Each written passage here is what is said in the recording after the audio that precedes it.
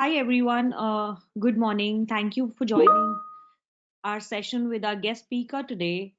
But before we really introduce our guest speaker and bring him on board, I would just quickly invite Samit Shetty from our side to get started with the session today on procedural workflows with Bifrost. Samit, can you hear me? Yes, Sonal, we can very much hear you. Thank you so much. All Over to right, you. guys. Yep. Thank you, Sonal, once again. And guys, thank you so much for joining in this morning. We still have a lot of people joining in, so we generally want to start a minute and a half or maybe 2 minutes later.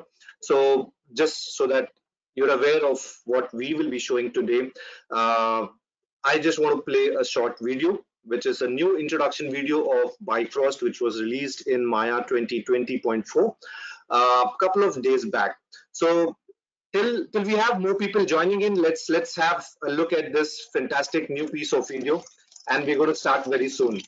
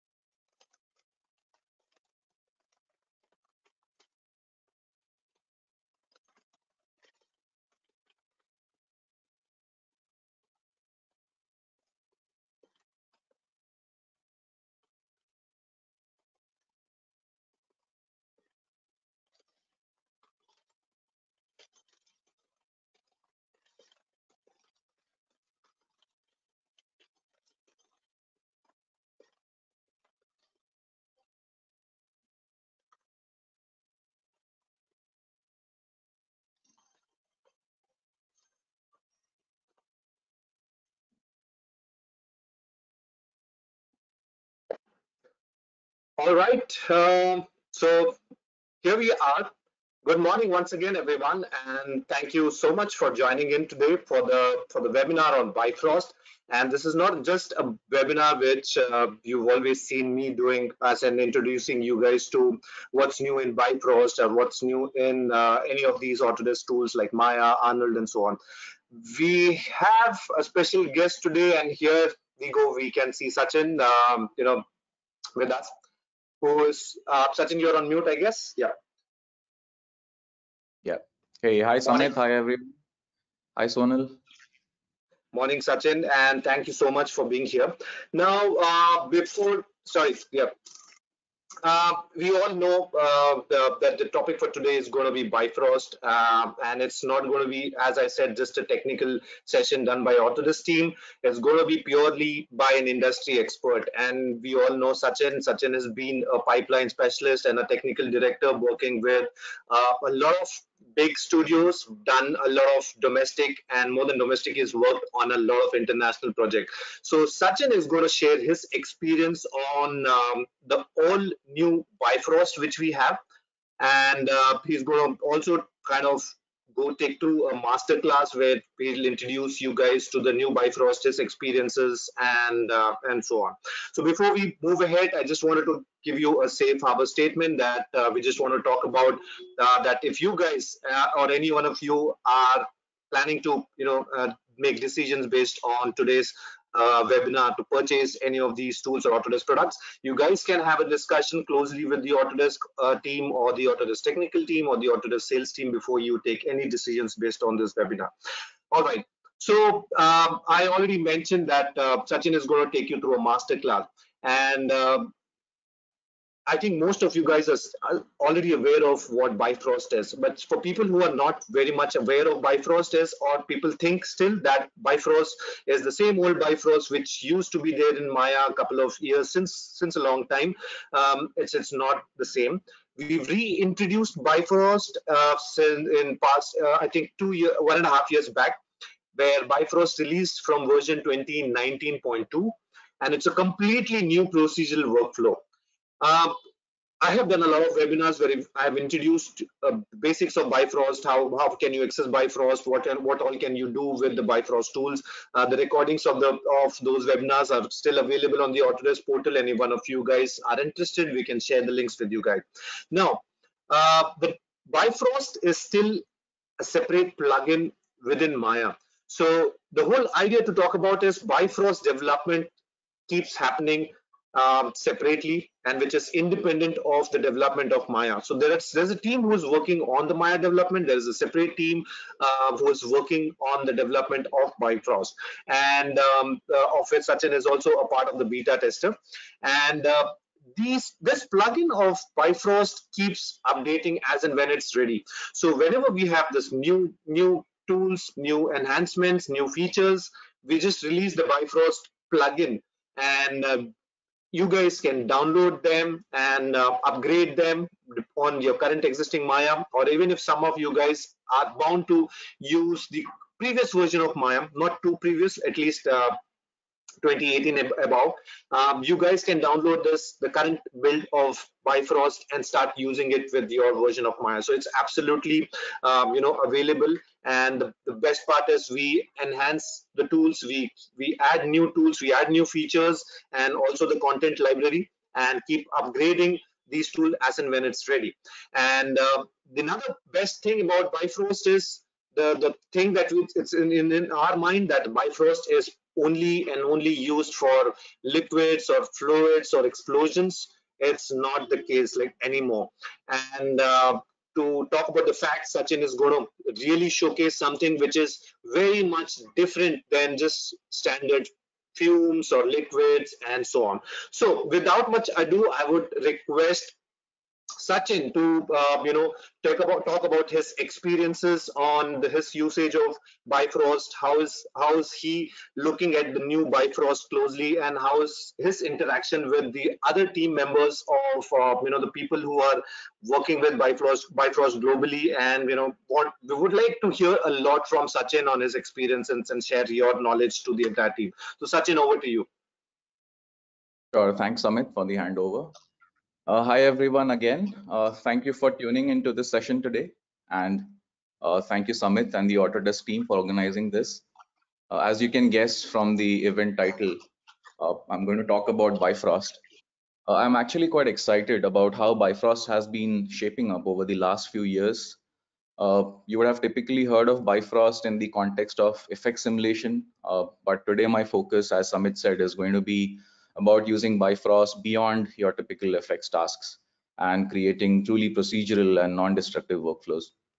But before I dive into the session, a quick introduction about myself to set some background context for the audience.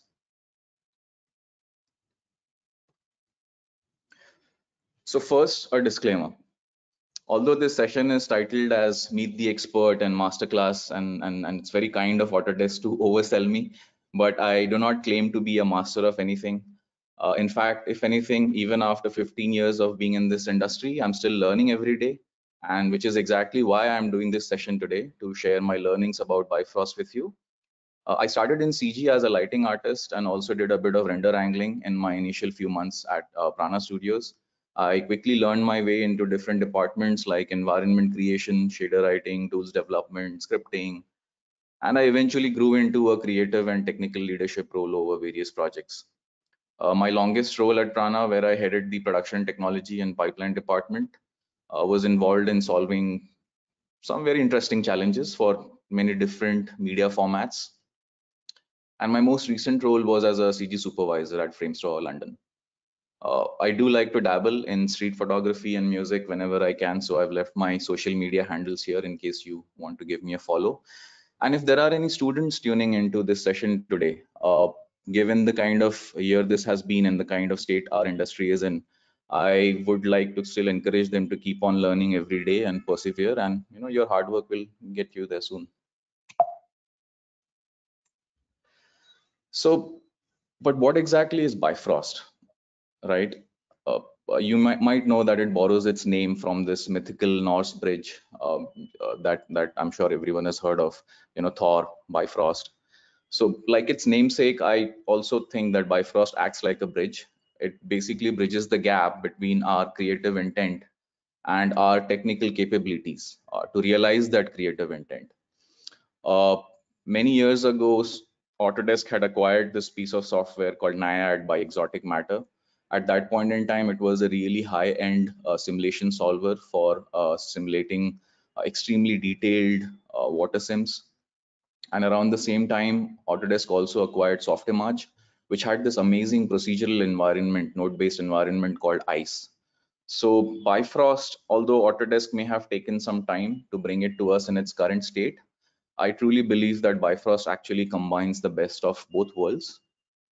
Now, all that is great, but if you go online as a new user and you do a quick Google search for Maya Bifrost, you would typically see a lot of results that are mostly talking about effect simulation, right? So you see all the images out here are for effects like water, oceans, volumes, clouds, fire, snow, explosion. So mostly effects oriented. But I'm going to cover something different today. I'm going to show how Bifrost can be used for non-effects oriented tasks as well, which have absolutely nothing to do with simulations. But before we go into that, what I would like is a quick audience poll. It would be interesting to know how many of you are purely artists who do not really have a technical background or do not know programming, versus some of you may be artists who do dabble in programming, and some of you may actually be pure pipeline TDs or support TDs or developers who are fairly comfortable with programming and maths and things of that nature. I believe Samit would have flashed a poll. Yeah, so the poll question is flashed on your screen, guys. If you identify yourself in any of these three categories, please select one of them so that Sachin and we will have a clear idea on what kind of audience you guys are, and the direction or the language of the the webinar would be based on the kind of audience which we have. Right. Thank you, Samit. I do Sachin, see you a would lot of. the poll responses in the poll Sure. section on your panel. Yeah. Sure. So I can see 24% of people are, I mean, the voting is still going on, but the highest one is an artist without programming experience, which is 51%. 23% of people are saying that an artist with programming experience, and 26 says they're pipeline TDs or a developer. So that's nice. Awesome. Nice. So it's a good mix, right? I do see a Yeah. lot of familiar names, old friends and colleagues, and some new friends. So hi to all of those people. You know who you are. Moving on. So I mentioned that Bifrost bridges the gap between our creative intent and technical capability. Now, how does it do that? It does that by offering us a completely visual programming platform, right? So typically in the past, when you had to solve a technical problem or develop a custom tool or a script, you would use something like Python or Mel. So it would either be Maya CMDS or PyMel or even Open Maya API. But in some cases, even that doesn't cut it, right? So then you would have to use Maya C++ API, where you really need performance and access to much lower level data. Now, these are fairly advanced ways of solving technical problems or developing custom tools, which a typical artist is not really expected to know or solve. However, with Bifrost, I truly believe that it democratizes this development environment. It does so by giving us this new node-based environment, a new paradigm, so to speak, where you can write entire programs and tools in a completely visual manner by just wiring together nodes, and these can then form more complex graphs or networks, which are called compounds. And then these compounds can be nested inside other compounds or other graphs, right? So you realize how deep this goes and how powerful this can be, right? And for many people who are already dealing with certain type of visual programming in their day-to-day work, be it look dev artists or surfacing texturing artists or FX artists or even compositors or even lighters, right? You would be dealing with a node-based environment in your work with some of the other applications out there. So Bifrost is no different than that. It gives you the same kind of node-based environment that you see in other applications, but in Maya, and gives you access to a very low-level data in Maya. And I truly believe that Bifrost offers something for everyone. Given that we have a good mix of audience members today, I hope this slide will actually help you kind of see how Bifrost can help you. So for a typical artist, you can create non-destructive and procedural workflows where you can edit your graphs parameters and get a different result. And you could always revert to a previous result without worrying about blowing away your construction history. That would be typically a problem when you're dealing with your native Maya workflow. You can prototype ideas quickly in Bifrost. It doesn't really need a computer science degree. With some very basic knowledge of high school maths and a general understanding of logical operations, you can create a tool yourself, instead of waiting for somebody else or even waiting for Autodesk to develop something for you, right? With Bifrost, you can now just develop it yourself. And with Bifrost, it really becomes easy to share and collaborate your work with others. I'll give you a glimpse of how you can do this in a moment. This can really be handy even for leads or supervisors or show TDs.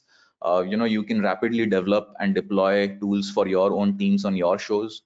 You can borrow tools from other shows and modify them for your shows without worrying about blowing away someone else's work.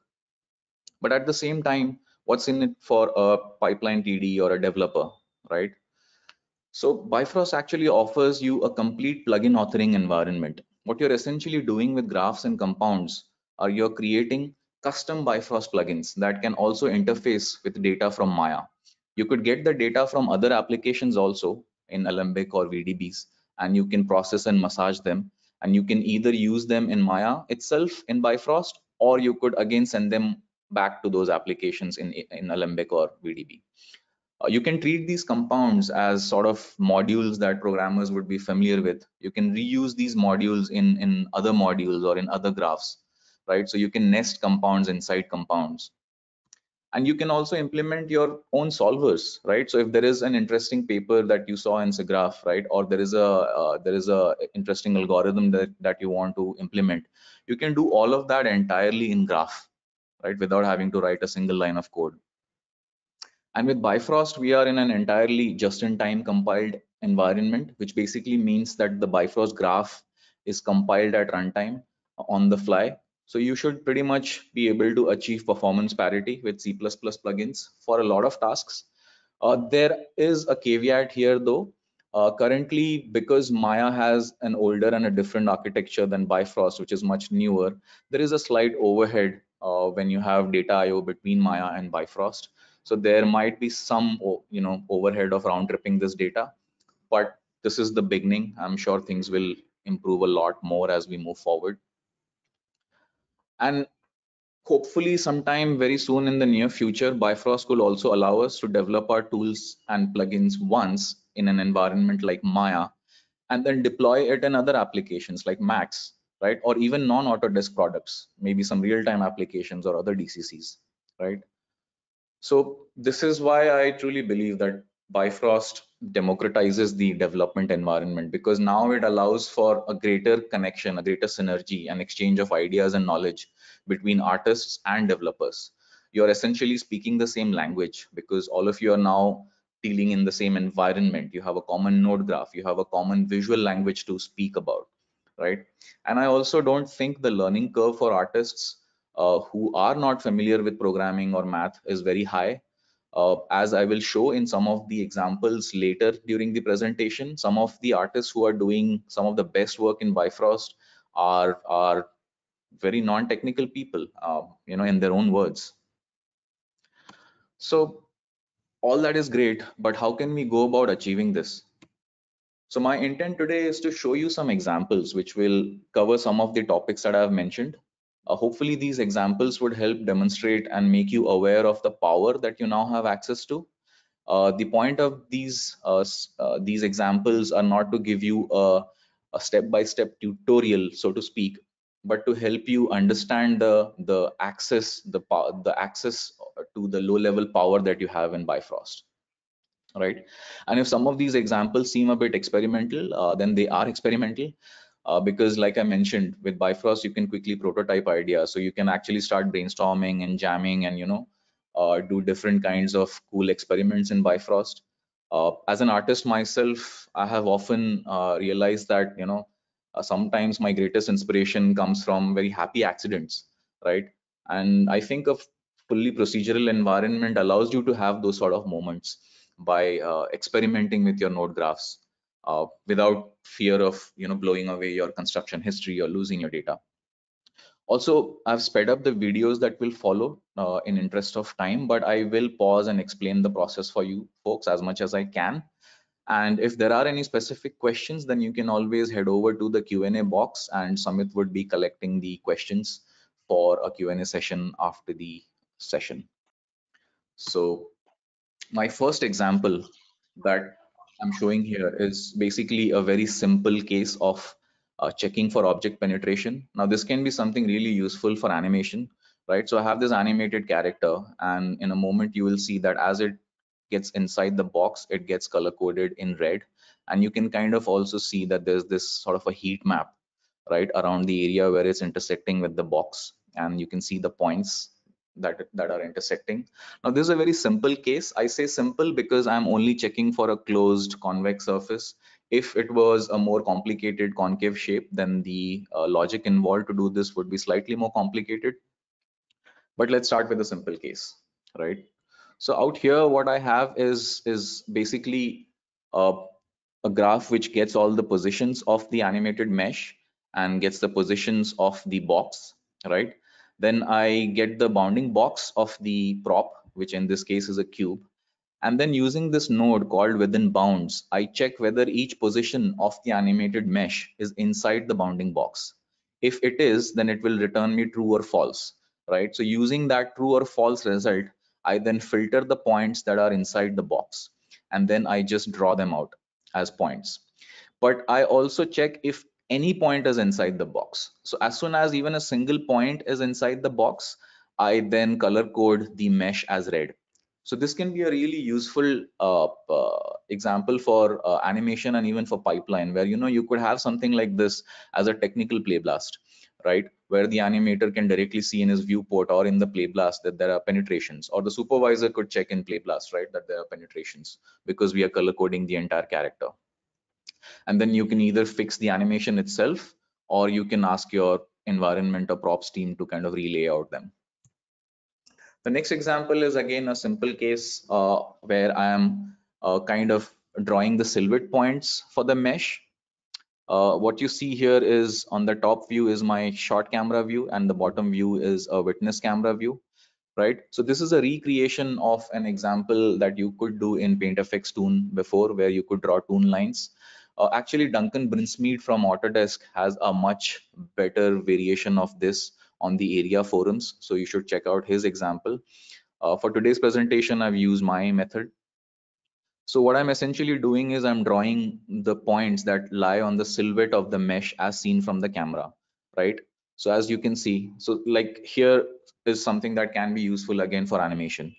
So typically animators like to see their silhouettes, right? They want to make sure that they're hitting the right poses in their animation. And in this scene, I don't have any lights. So if I hit 7, then it turns my mesh into black shading, right? So then I just see my outline points. So this can be a cool way of checking your silhouettes within viewport itself. The way I do this is all again involving some very basic vector math, right? So I get the camera ray direction, the direction that the camera is pointing in, and then I compare that with the normals of all the points on the mesh, right? So typically, if you go into Maya's mesh display option and you switch on normals, you would see all the normals in the viewport. So this is the same data that you can access in Bifrost from Maya, right? So then I compare the angle between the camera ray direction and the mesh normals, right?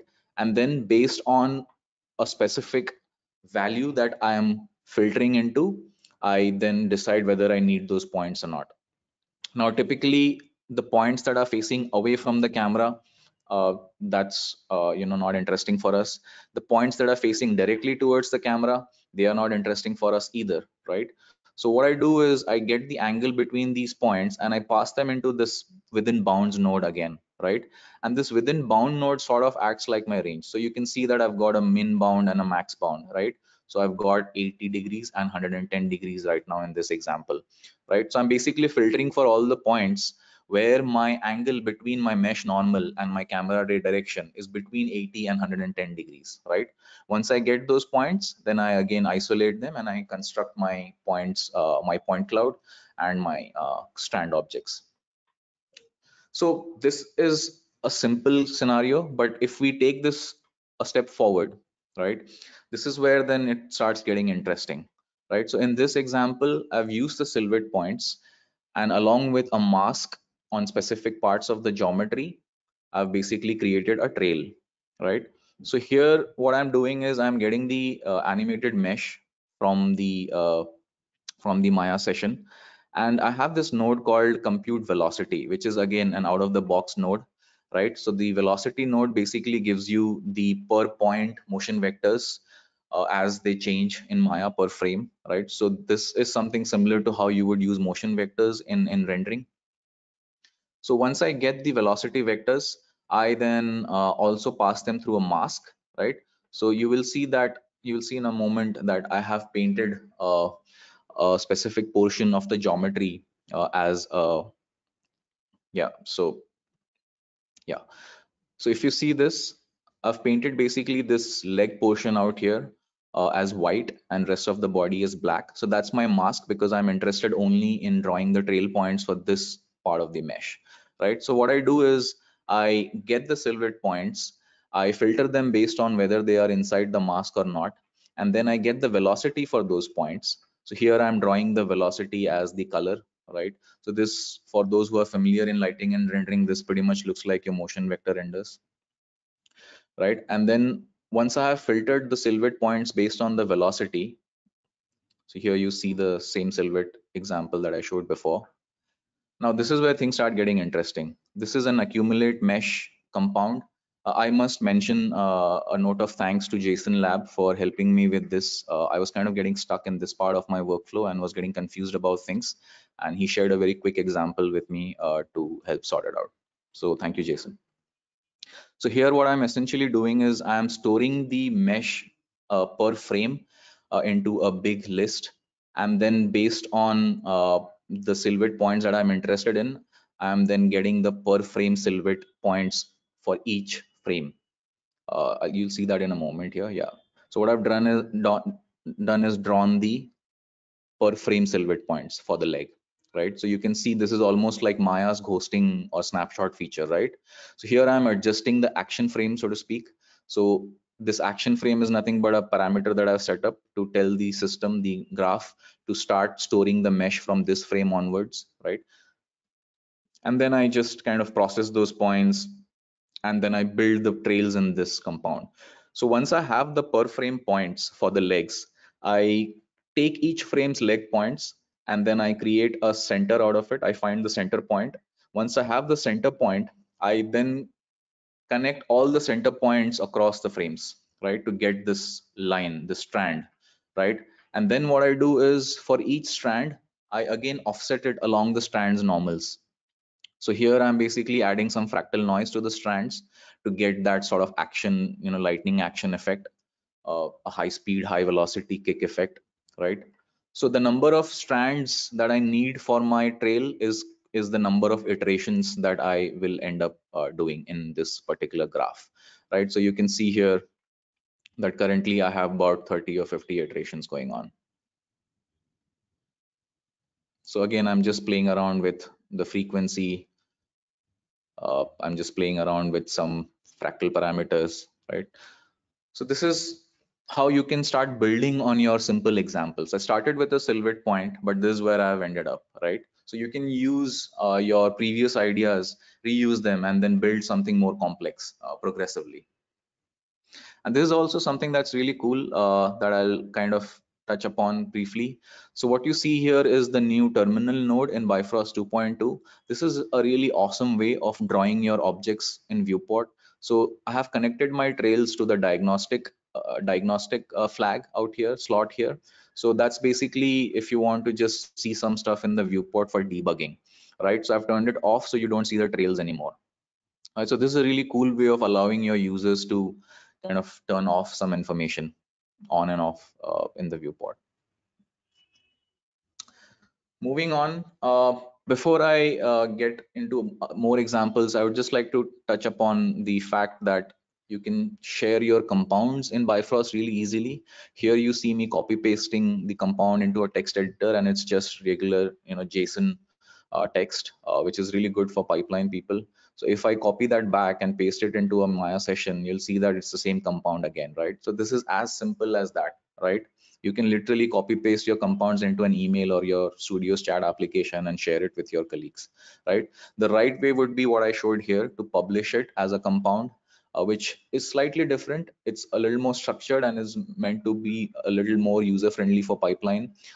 So once you have this, you can just hit tab and your compound should show up there, which is this, and then you can start using it again, right? So you see this small icon, diamond icon, once it's published. So just a quick note on how you can share your work, amongst your colleagues with Bifrost. Now something different. Here I'm basically showing you a procedural world building example. I must preface this by saying that at this point in Bifrost, you don't really have out of the box world building tools right away, but this shows you how you can actually build a tool yourself using the nodes that are already available in Bifrost. This example also kind of goes over something that's really nice in Bifrost. You see in outliner, I have multiple graphs out here, right? So I've basically broken up my entire graph into multiple subgraphs. So I've modularized my graph, so to speak. I've done this so that I don't have to recompute my entire graph every time I change one parameter. So for example, what I start off with is this init grid graph, which is nothing but just a Bifrost plane. Then I go into this Voronoi compute graph, right? So what I'm essentially doing is I'm just scattering some points on this mesh. And then for each point, scatter point, I'm finding its distance to all the other points on the plane, right? And then once I have those distances, I sort those distances based on how far or near they are. So you'll see that in a moment. Yeah, so this is the graph where I'm sorting all the points. I then pick the first point because the first one would be obviously the closest, right? And then based on the closest point, I then kind of group them and cluster them. For visual debugging purposes, I'm just transferring the color of the initial scatter point onto all those points which are closest to that scatter point, so which ends up looking like a Voronoi pattern.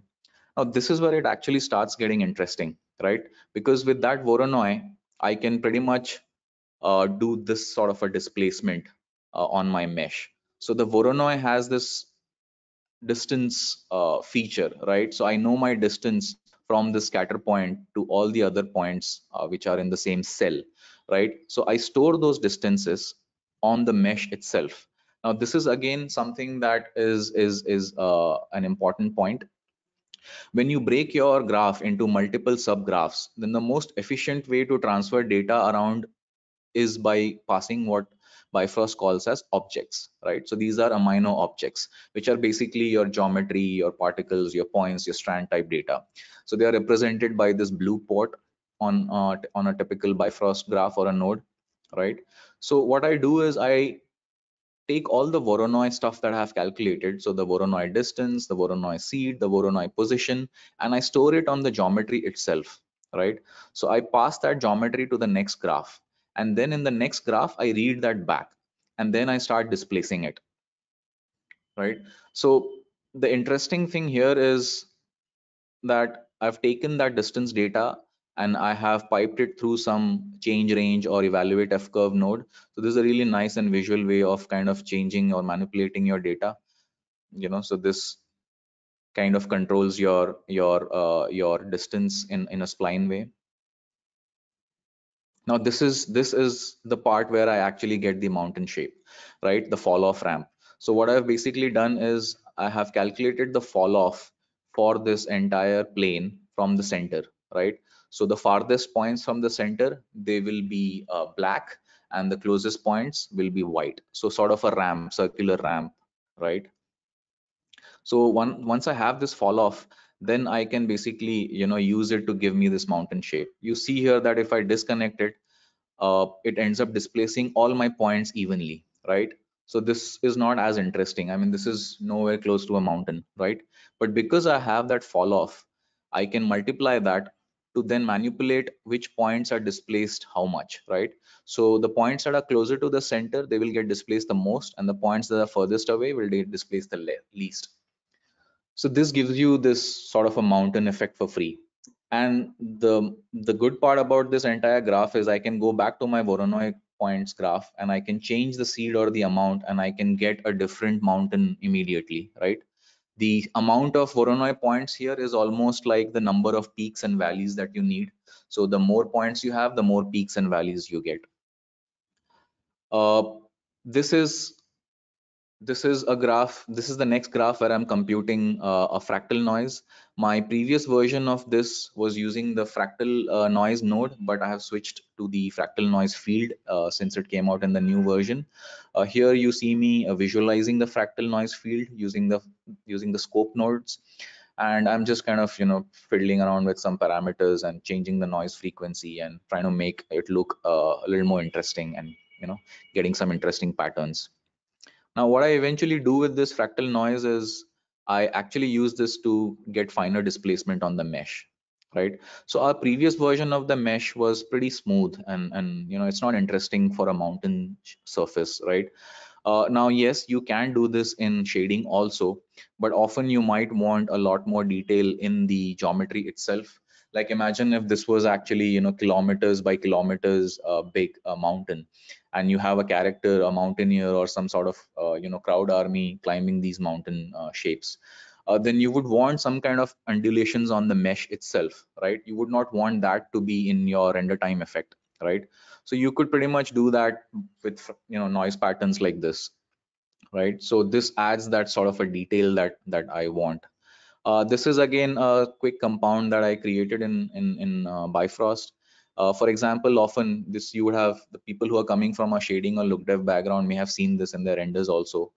Often when you displace the mesh a lot, then you start seeing some cracks in your geometry, right? So what I've done here is I've basically created this fast blur normals compound, which basically averages the normals, in a given specific radius or amount. And once I use the blur normals, then it kind of smooths out my normals that I'm going to use for displacement, right? So it solves the crack problem. And I can change the displacement amount to kind of get more noisy effect. The next one is where things start getting really interesting, right? So this is again a graph that takes my displaced mesh and then computes erosion points out of it, right? Again, my point here is not to be scientifically accurate and use the right math for calculating a hydraulic erosion. I'm trying to kind of go for something that is visually interesting and can be done with some simple vector math. So what I'm doing here is I'm scattering some points on the displaced mesh, and then for each point on the mesh that I've scattered, I get the normal, tangents, and binormals directions, right? And then once I have those vectors, then I can basically advect my points. I can advect my positions and manipulate them in interesting ways. So here, what you see is I've basically used only binormals, I believe, to kind of visualize my direction vectors. So you get these interesting swirly patterns, right? So these can be used as contour lines, right? Although there is a much better example by Jonah Friedman from Autodesk in the recent Bifrost 2.2 webinar, where he showed a really cool way of using fields to generate these kind of contours, right? I've kind of interpolated them with with tangents slightly to get a little more interesting result. I also have a curl field here. If I turn on the curl field, you'll see that it gives me these very wispy looking interesting swirls, right? Obviously, I don't want this to be used for my direction vectors, for my erosion vectors. So I mix in a small amount to kind of break up the pattern in a more interesting ways. But you could actually do something more interesting with the curl patterns, right? So for example, typically when the water is kind of flowing down an altitude like this, it would eventually start pooling at the areas where the geometry is relatively flat, right?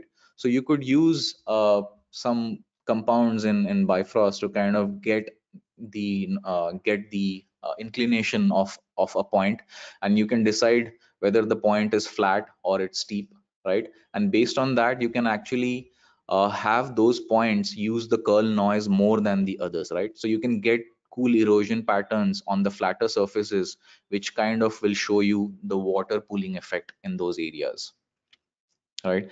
For now, I've just kind of mixed in a little bit of curl noise into this. Uh, what I do with this information is I basically uh, take the vector for every point, and then I add it to the current position. Once I have the new position, I then get the new vectors for that position as well, and then I add them back to this new position, right? So I do this a few number of times in this iterate node. So the more iterations I have, the more advection I'm causing, right? The more the points are stepping forward in that direction. I have an example of what I mean by iterate in a moment, right? But for now, if we just carry on with this example, I eventually collect all these advected points. I create strands out of them. Typically, if I want to get very fine detail erosion, then I would need to increase my number of erosion points a lot, right? So I need to do more sub steps to my iterations, but that can get expensive. Instead, I use a cheaper solution. I just resample those strands. Resample is sort of like how you rebuild a curve in Maya, where you can add more spans to your curve. So resample is essentially doing that. I resample the curves, reproject them back onto the mesh, and then now I have more points, right? And here what you see is I take the closest point to my erosion points on the mesh, and then I color that as white, right? So wherever I have erosion, that's white. So this becomes like an erosion mask, right? So I'm going to use this mask in this next graph, where I basically displace my geometry based on the erosion mask, right? So typically when you see eroded surfaces, you would see these kind of artifacts on the mesh, right? What happens is the water flows over these surfaces and it chips away the mass in those areas, right? So I'm basically displacing my mesh inwards, right, or downwards rather, right, not along the normals. And I'm using the mask to figure out where I need to do that kind of a displacement, right? So all of this then gives you this sort of an erosion look, right? And you can change the parameters at any point of time and get a different erosion going, right? And since this is entirely in graph, I can actually go back to my Voronoi points graph or node, and I can kind of, compute new points, right? So here you see that I change the seed and I get an entirely different looking mountain shape, right? And because I have changed the mountain shape, all of my displacements and erosions are calculated again, right? So I immediately get the right erosion for the current shape of the mountain, right? So this can be a really powerful way of generating different variations of your asset in a very short amount of time, right? So if you had a terrain shot which had a lot of these peaks and mountains, right, you could immediately generate multiple variations by just changing a few parameters, right? So if I change the number of points, then it gives me more peaks or valleys. Yeah. This example is also a terrain example, but here I'm kind of creating a canyon or a caves type of a system, right? Like the previous example, this is also created entirely in Bifrost. My starting point is a cube. I just convert the cube into volumes. I then create some voxel fields. I use some noise fields. I do some addition, subtraction, multiplication for those fields. I convert those fields back into mesh, and then once I have that mesh, I kind of rigify them. This rigify compound that I have is nothing but, again, based on some Voronoi cells.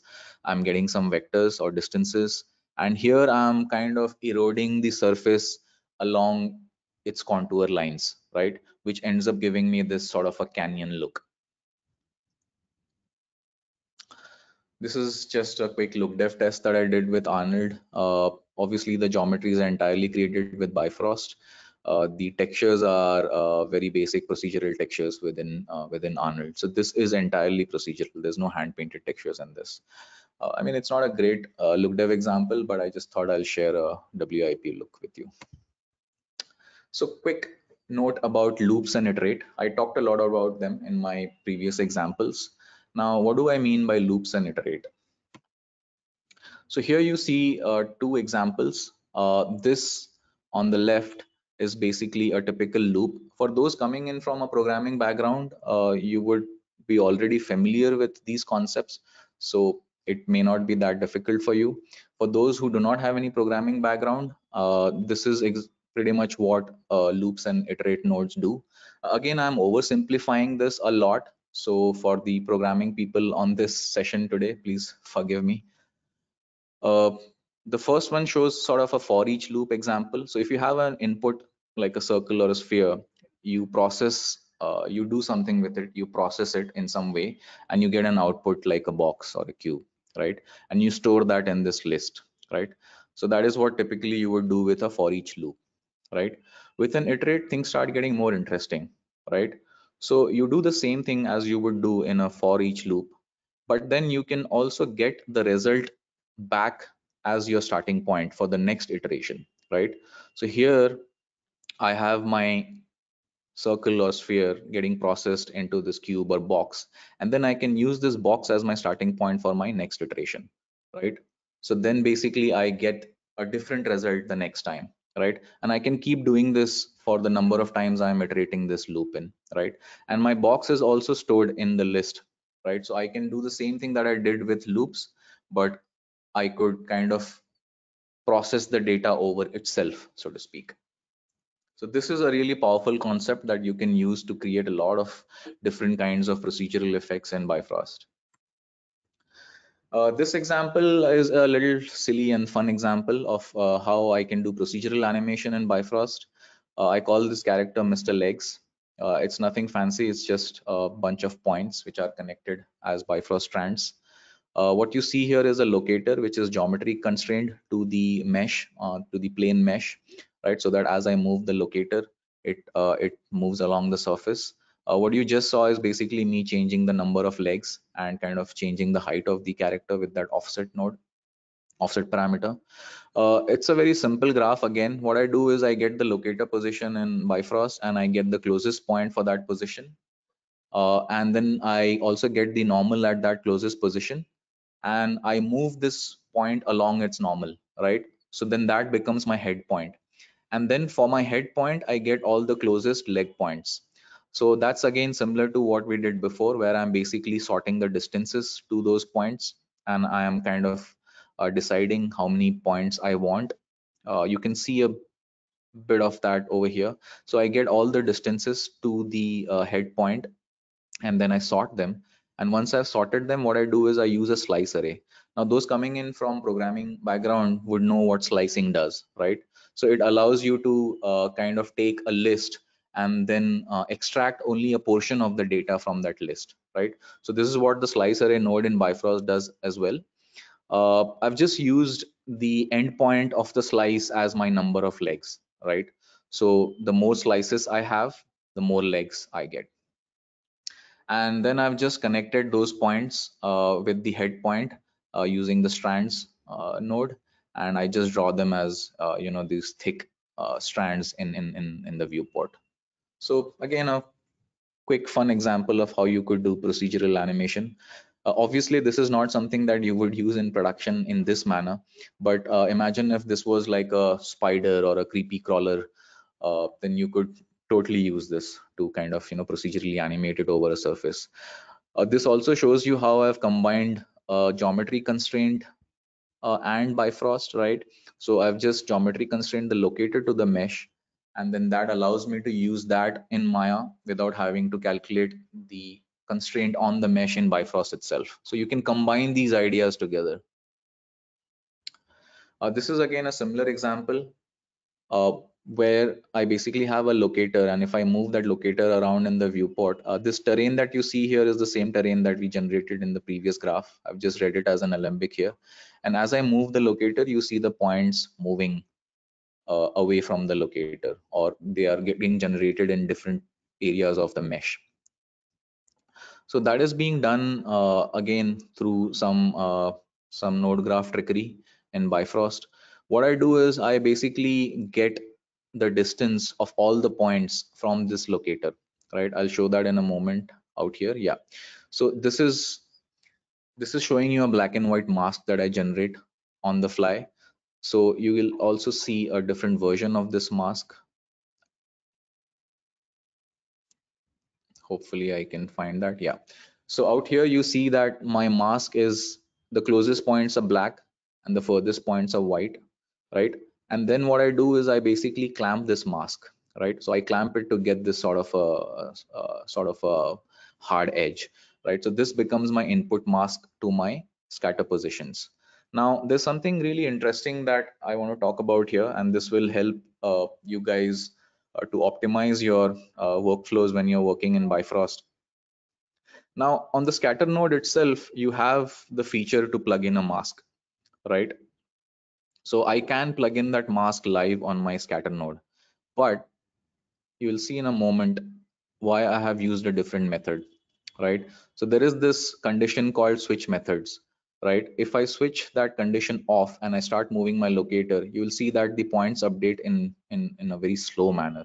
That's because my graph, my mask is getting updated every time I move the locator, and those updated masks mask values are being passed to the scatter node on the fly, and then the scatter node has to recompute itself because it has got a new set of mask values to generate the points from, right? So this is why this ends up being slower than the method which I have used, right?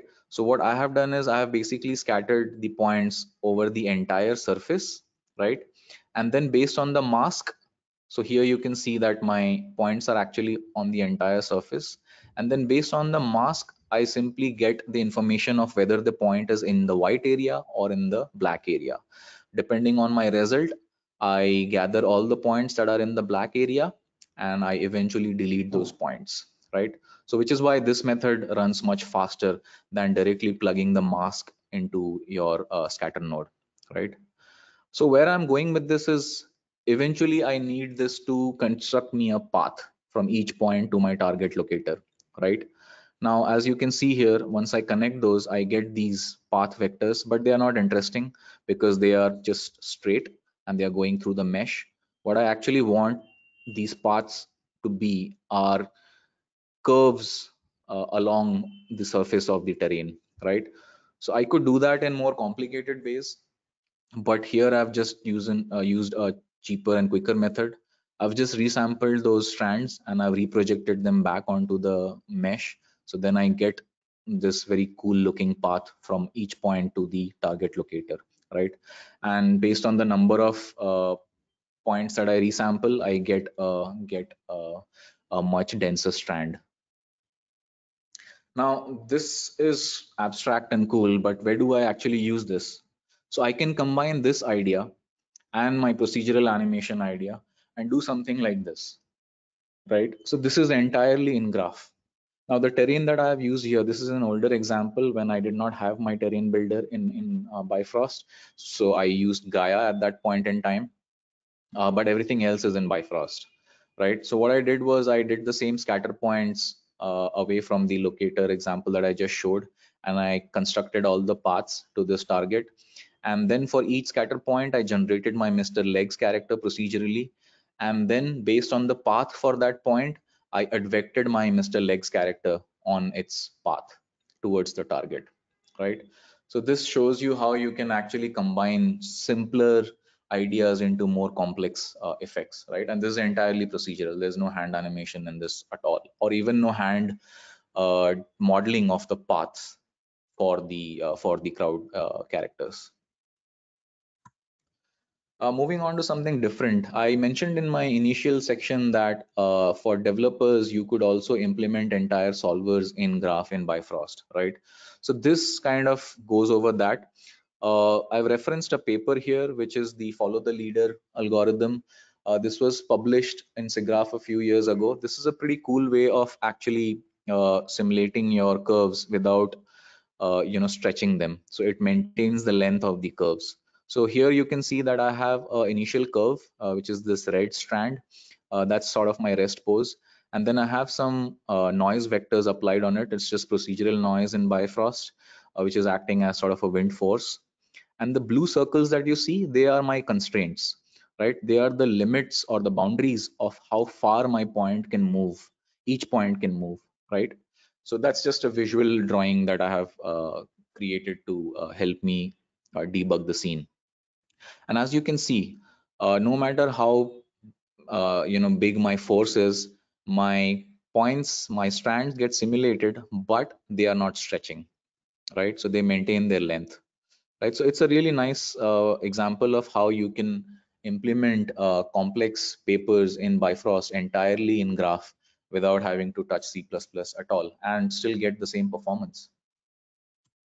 I expand on that example in this. Again, this is sort of an abstract setup. It's kind of a alien grass field tool with some flower buds at the end. Uh, this is again a procedural setup done entirely in Bifrost. I just generate some points on the plane mesh based on the normals of the points on the mesh. I create my strands. I then apply some noise force vectors on these strands. And you can see here how I can, dynamically change the input parameters and get a different result in real time, right? So this is really an effective way of generating different variations of your asset and see it update live without having to, redo a lot of steps manually. I've added some controls for the noise to make it look like it's underwater, or it can be a little more high frequency noise.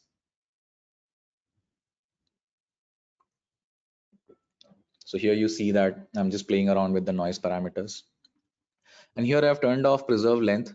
And if I increase my force magnitude, you'll see that my strands start distorting. But if I preserve the length, then no matter how high my forces are, my strands remain the same length, right? So this is using the same algorithm that we had implemented in the previous graph. And all of this is obviously deeply tied to Arnold and Maya. So you can change your asset live and see it update in your Arnold render view or the Arnold viewport in Maya, right? So here I've passed around some color data from Bifrost to the Arnold strands. So you can also see how this can be effective for look dev, right? So you can actually manipulate your final look dev based on your Bifrost graph, right? And see it update real time. Or you could generate more variations, right? Even in shading using Bifrost.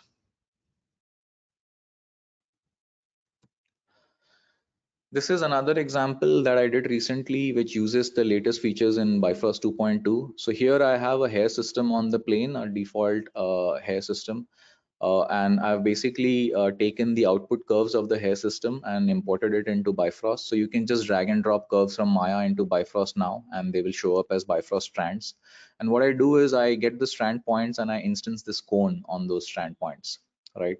So this is a really cool example that shows you how you can combine different workflows in Maya to generate something entirely new, right? So I am using the classic NHAIR solver in Maya, which is your regular Maya workflow, but I'm then pushing it through Bifrost to generate some instances, right?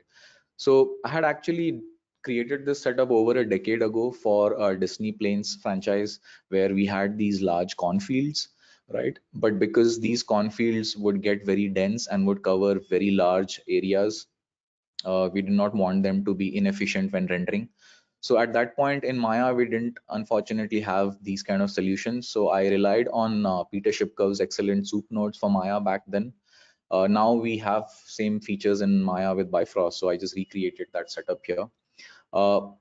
So in my example in production, what I essentially did was I instanced the con mesh, the con cobs on each of the strand points. right? So the con mesh itself does not need to deform per frame, right? Which is really cool, because then you can use the power of instancing at render time, because all the con is doing is it's translating and rotating based on the curves orientation, which is then manipulated by your n-hair simulation, right? So I get the power of simulated curves, but also the power of instancing, where I can just instance any rigid surface on this curve. You could also use this for some interesting rigging and CFX or tech anim effects. If you have like a alien transformer robotic alien creature with a tail setup, your tail setup could be based on your regular dynamic curve setup that most uh, people use. But then you could instance your hard objects, your actual models on the curve, right, and have them not deform. They can remain rigid, uh, and you can shape them based on how you shape your curves. This is pretty much my last example. This is again something experimental which I just kind of did recently. This is sort of a groom generator that I'm building in Bifrost. In this current example, I'm just creating some weird alien egg looking thing with some red parasitic growth on it. This is all again in graph. I just have a sphere input from Maya. Again, I use my update mesh vectors compound to kind of create all the normals and tangents and binormals data.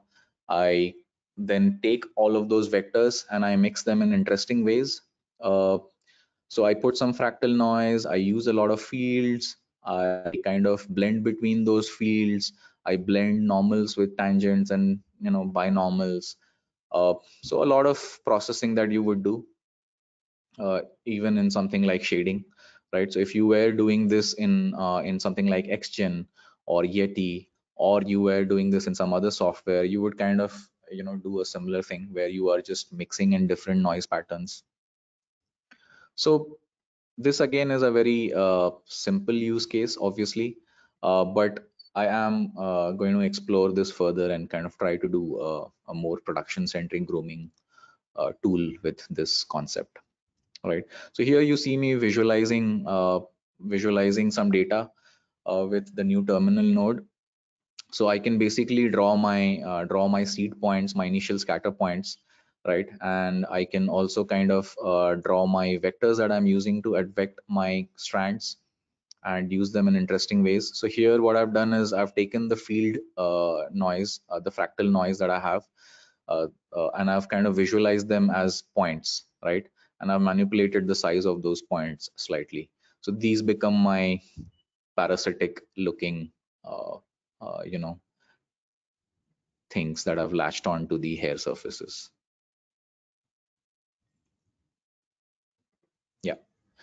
So again, like I said in the beginning, you can experiment a lot in Bifrost because it's completely procedural and you can come up with really interesting stuff, which can be happy accidents that you are not planning to do, but they can give you some interesting results and kind of push the work that you're doing.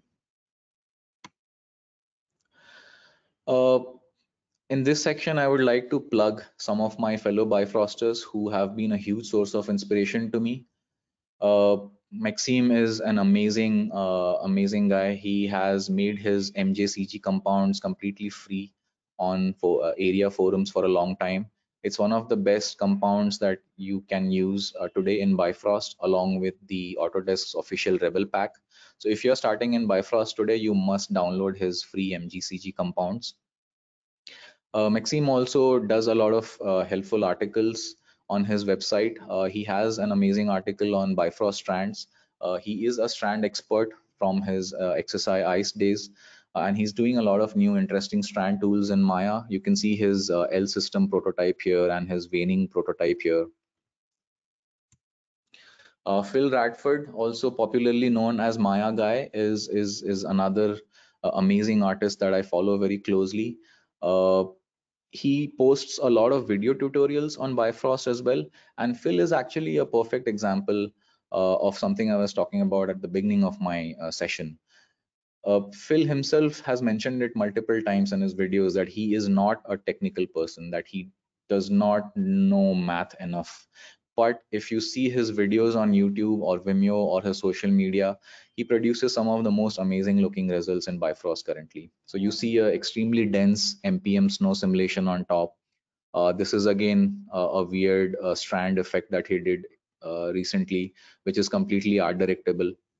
So based on wherever you move your input locator or sphere position, it will kind of move the strands over there.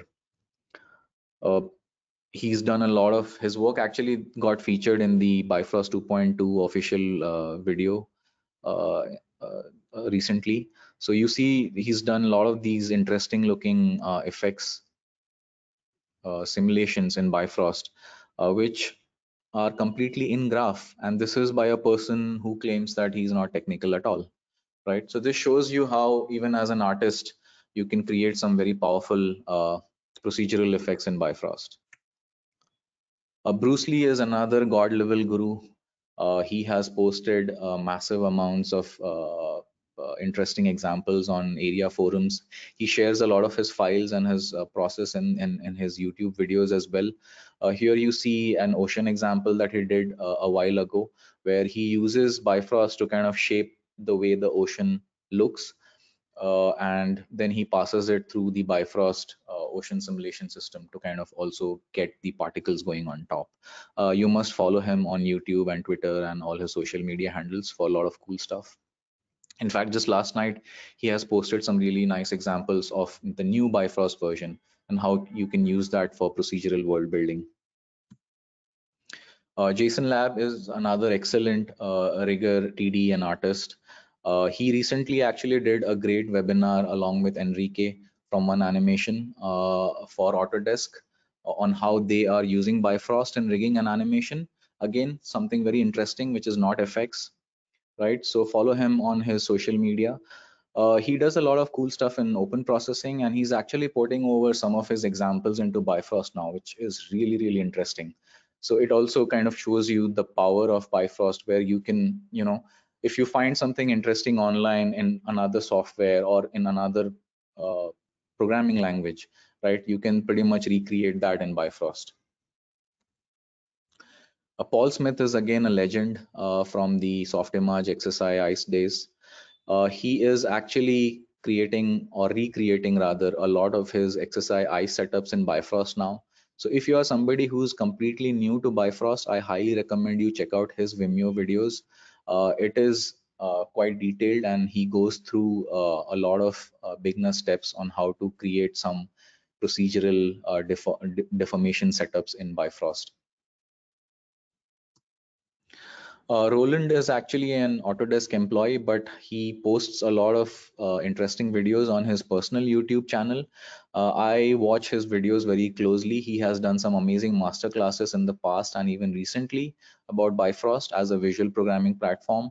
Again, if you're starting out in Bifrost, you must follow him and watch all his videos. They are extremely detailed, and he's actually my regular go-to guy I keep checking his videos as a reference point if I forget something or if I want to know something in Bifrost.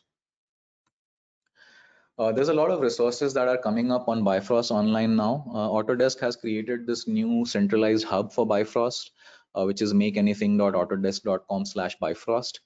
This is supposed to be the new centralized place where you can find all the information related to Bifrost. It has sublinks to all the previous sites that also have Bifrost related content, like the forums and documentation and whatnot. But this is a nice single place where you can access all of that. Autodesk also recently did this promo event called 12 Days of Bifrost, which was really interesting and very helpful for people who are starting out in Bifrost. So for each day in this event, you get a different set of articles to help you kind of get started. So I would highly recommend people check this out as well. And we have a new Slack user group called Bifrost Addicts. So some of us very enthusiastic Bifrost users got together and we started this user chat group on Slack called Bifrost Addicts.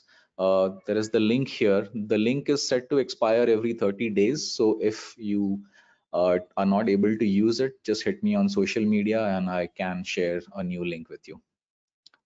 There's a lot of interesting discussions in this group already. We actually grew to over 100 members in just a few hours. So we were not expecting that sort of response and interest at all. So it is a nice indication of how people are excited about Bifrost. And lastly, as a closer to this session, I wanted to share a crowd setup I built a couple of nights ago in Bifrost. The setup is still WIP and a mess, so I haven't really done a breakdown of it yet. So I'm just showing you the rendered output. And in a way, this is my applause for the Bifrost development and support team for the excellent work that they are putting into Bifrost, which is actually helping push Maya forward in an entirely new age. But this is again entirely in Bifrost. I'm just using some Alembic motion cycles. I downloaded them for free from Mixamo, but you could use anything. You could use Rococo or whatever else that you like. I got the motion cycles. I exported them as Alembic, and then I processed them in Bifrost to give me time offset uh, alembics for each of the motion cycles. And then I just converted some of the edge points on the stadium mesh into curves. I passed those curves into Bifrost and used them as the instance source points. And then I instance the offset alembic meshes onto each of those points, right? Obviously, this is not ready for prime time yet. You can see some obvious penetration for some of these guys. And you can see some obvious repetition in the motion. I probably need a larger and longer library of animation cycles. But this does give you a sneak peek into what you can do with Bifrost today, right? For things like stadium crowd where you don't really have any locomotion, you can do this entirely in graph. I'm probably going to expand on this to also include locomotion eventually. But yeah, this is where I end my session. Thank you for tuning in, and I hope you found some value in what I have shared today.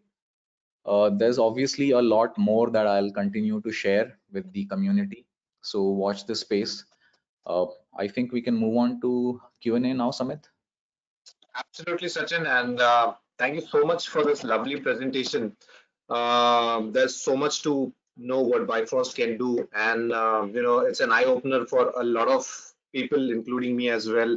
Where we used to think that Bifrost is primarily used only for liquids and fluid simulations and all, but there are so much other things which can be done using Bifrost and with a very easy procedural workflow. And also knowing that you don't need to be a technical guy or a developer, wherein an artist can do so much, is really a great thing and an eye opener for all of our audiences today who's attending this session. So thank you so much, Sachin, once again. Before we open to Q&A, I would just like to also say that we're going to have two more questions as a poll question where you guys, it will be great if you guys can answer them for us. It will help us to make our upcoming webinars more interesting and customized based on your request. So, Sachin, there's two questions which has been, the first question is from Kumar Abhishek. He is asking, like, sir, how is it better than Real Flow? How is Bifrost better than Real Flow? Yeah, right. So, like I said in my intro, since I've kind of been working in this industry for a while now, as you kind of grow your experience, you realize that comparing software is like is a futile effort. I think each software has its own strengths and weaknesses, and I would not like to say X is better than Y or Y is better than Z. I think it depends on the problem that you're trying to solve, and if RealFlow is the solution for a problem that you're solving in your current project, then that's the solution you use. If Bifrost is the solution that is the better solution for your problem, then that's the one you use. In terms of uh, if I would answer that question in a different manner of what can Bifrost do that RealFlow cannot, right, from a technical point of view. Now, I'm not an FX guy, and there might be better people on this panel today or the audience who know more about fluid simulation than me. But Bifrost is essentially giving you a procedural platform, right? A completely new paradigm of working. So the fact that you can access data at such a low level in graph can make your fluid simulation more powerful as well, because then you can manipulate your data from the fluid solver and then you could process it in a different way. For example, in the Bruce Lee example of where he created his ocean setup in Bifrost, right? So he's passing data from Bifrost, from his actually deformer setup to the ocean solver in Bifrost, right? So you can do a lot of those kind of hybrid effects in Bifrost. I'm not entirely familiar with RealFlow as a user. I have integrated it in pipeline before, but again, I think every software has the strengths. So you would be a better judge of the kind of problem you're trying to solve and what tool would suit that problem in that situation more. Correct. And even I would like to add something on top of what Sachin said. Is like, again, like, you can depend on other softwares or third-party plugins, but if you really Right. want to look at an ROI, and as Sachin said that, you can do a lot of things on both the softwares. But remember one thing, Bifrost, if it can do what you want to do, the advantage would be it's available within Maya. So you don't have to again Right. jump to another tool or a plugin or something like that. And also, Well, yeah, right. go ahead, Sachin. Yeah, Right. Well, one thing that you could do is you could even combine the two applications, right? For those of you in the audience, you might have already faced this problem in the past. I did in pipeline, where because RealFlow mesh topology changes every frame, or it changes it at a specific point between frames, you end up, getting motion blur issues, right? So you could actually take your mesh cache from RealFlow, bring it into Bifrost in Maya, and then you could reprocess that mesh and you could actually build a more stable mesh. I showed you the compute velocity example, right? So you could actually get the velocity vectors from the RealFlow mesh, and then you could generate a more stable velocity vector so that your motion vectors look nice and they are more stable and they don't give you weird motion blur results in at the rendering stage, right? So you could combine these workflows in interesting ways as well. It does not always have to be A over B all the time, right? In fact, in today's day and age, I would actually ask everyone to learn everything that they can. If you have enough time in the world, then try to learn as much as you can. You learn X software, Y software, Z software, right? correct, correct. Great, great. So yeah, we have the second question from Kanishk Chauhan, who says, for the daisy chain, do you simply drag the last Bifrost node into the new one, or do you do some connections in the node editor? Right. Hey, hi Kanish. Nice to see you here. For daisy chaining, yes, you can do it both ways. If you're doing this quickly, then you would typically just drag and drop this into the Bifrost graph editor, and it would create the connection for you. If I am creating multiple connections into my graph from multiple previous graphs, then I sometimes just create the object value input parameters and I go into the node editor or the connection editor and do the connections manually. So you can do both. Dragging and dropping it into Bifrost graph editor directly is a lot quicker. So that's something I would suggest if you're doing something on the fly in Maya and are just prototyping things. Perfect. Cool. Thank you so much, Sachin. And there was like these were the two questions which people have asked. I'm running a poll question, guys. Um, and this would help us, as I mentioned, would be great if you answer them. It would help us really work on our upcoming webinars. Now, in case if some of you guys still have some questions, and I can see some of you guys raising hands, it would be great if you can just put it on the chat box, and Sachin and I would be more than happy to answer them. All right, there is a question from Nand Roy. Can we create Feather, father also? feather. Okay, okay, yeah, sorry. Yeah, Feather. Right. So yes, you can create feathers also. If you you guys can still see my screen. no, I'm running a poll question. Okay. Wait, I'll just, okay, just so there's 51% have voted. If we can just wait for a couple of seconds, Yeah, sure. Sachin. I'll just Yeah, talk about it. So yeah, none. You can create feathers in Bifrost also, but right now you may not have out of the box tools to do it. But there are examples that people are already doing online. You can check the area forums or or some of the social media platforms. For example, Maxime, who I referenced in my slide, he's doing this interesting L system in Bifrost. Uh, Technically, you could use that to also create a feather system, right? So you can do it currently, not out of the box maybe, but yes, you can do it on your own. You can create a graph which actually generates feather for you. The grooming example that I showed in my session, I am planning to build that further and eventually create a feather system as well out of it. So yeah, watch this space for whenever I release an update to that. And there are other users who are also doing this already. Great, great, great. So, yeah, Sachin, you want to share your screen? You can. Yeah, sure.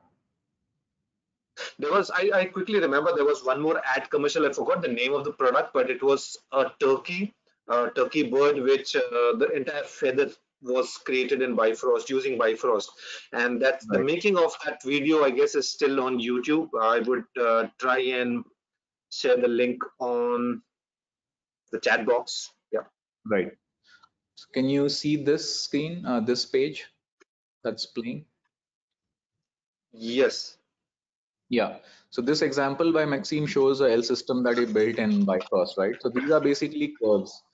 These are basically curves growing from other curves, right? That's essentially what a feather is, right?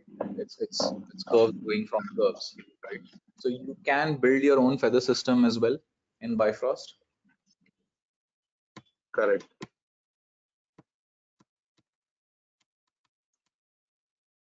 right? Do we have more questions? I need to check once again. Give me a second. Meanwhile,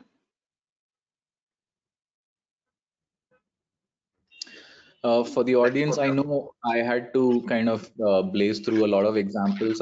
Sped up the videos and there was a lot to cover, but I hope that a lot of it made sense to you. And it's just about taking the step and kind of starting on your journey with Bifrost, really.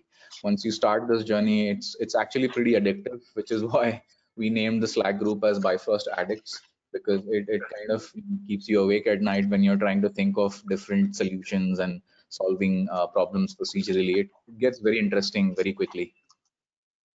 Correct. So there is two more. There are two more questions. One is from Omi Joshi, and he wants to know that what if we want to create a flame or some kind of volcano effect? Can we do that in Bifrost? Is there any plugins for Bifrost? If I'm not wrong, Sachin sir, you have worked with Prana Studios, right? Yes, Sachin, this Yes. is for you. Yeah. Thank you, Omi, for the question. Yes, I worked with Prana Studios in the past. Yes, you can totally create a flame or volcano effect in Bifrost. Some of the examples that I showed towards the end of other users in Bifrost, like Bruce Lee or Phil, they are doing some interesting simulation examples as well. So you should check them out.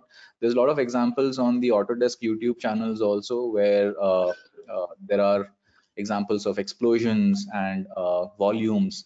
Actually, if I'm not wrong, the Bifrost content browser already comes with a flame setup that you can use out of the box, and you can tweak parameters.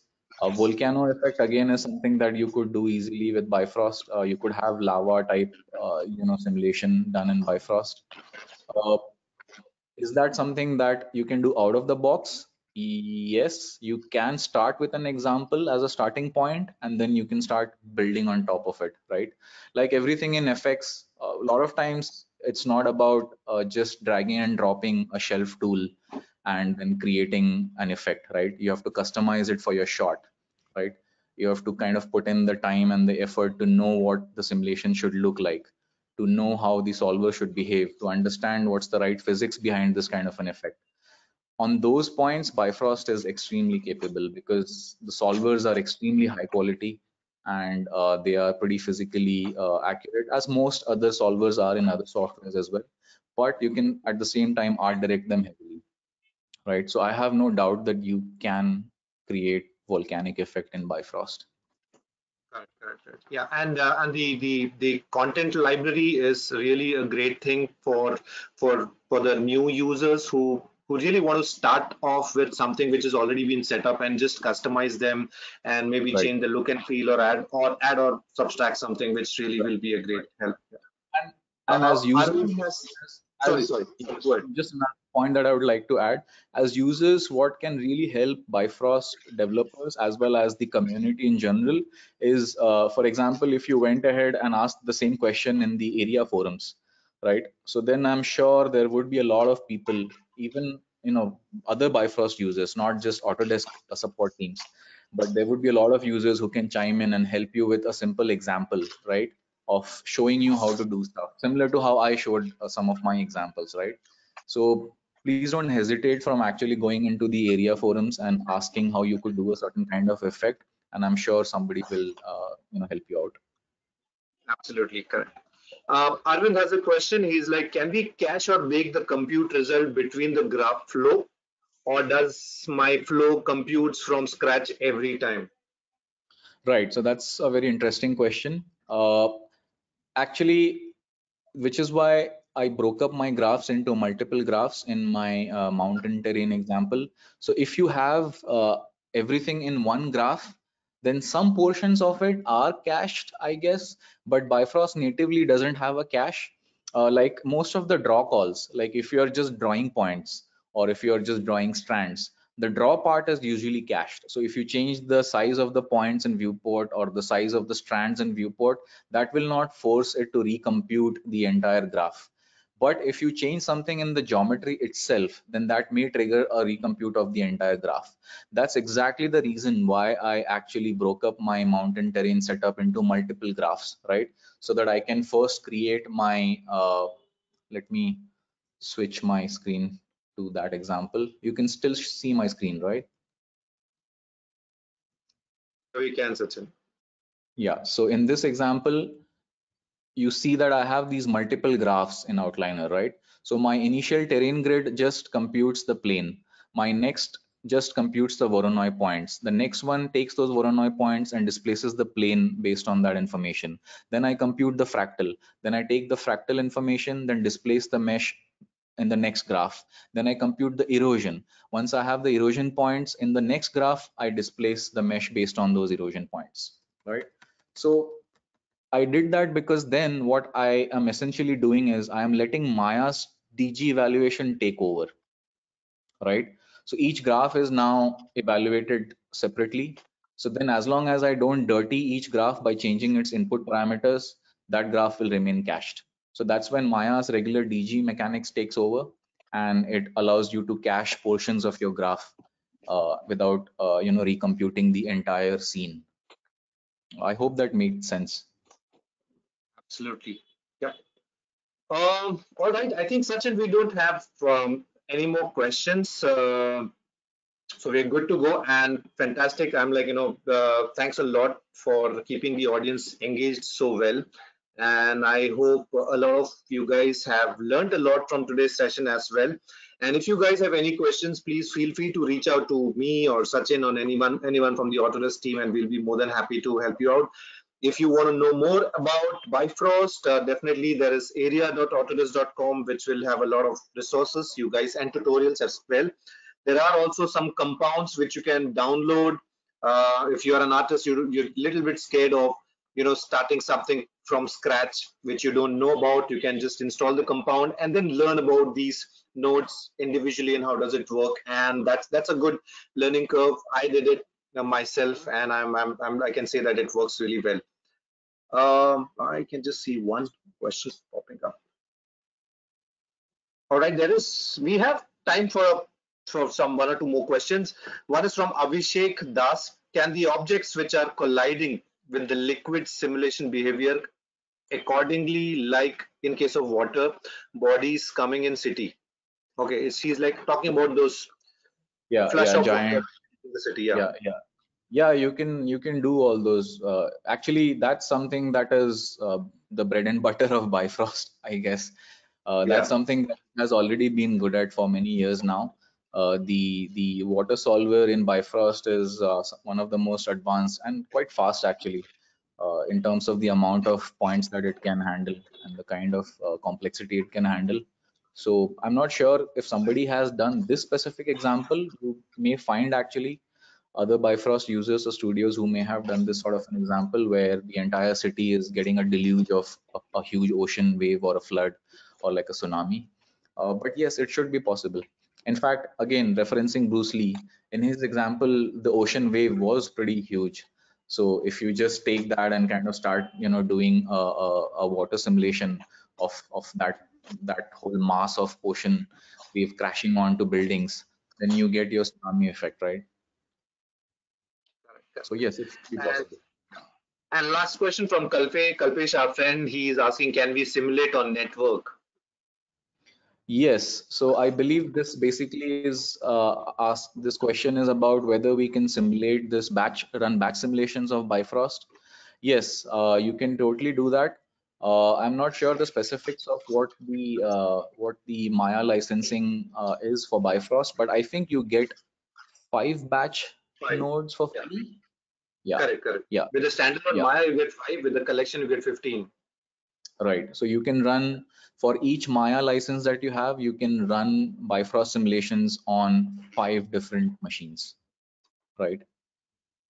Or Correct. did you mean or maybe he meant if the same simulation can be distributed across different machines at the same time on network.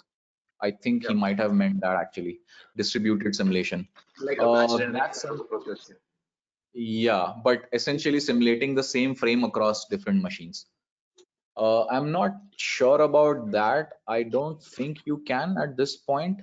Uh, Maybe a Bifrost developer can actually answer this on the area forum for you, but I think I'm pretty sure it cannot do that at this point. Yeah. So we'll understand more about this question, Kalpesh. We can have a chat, and then based on the exact question, we can get the answer from either the area forum or the for the developers directly. Right.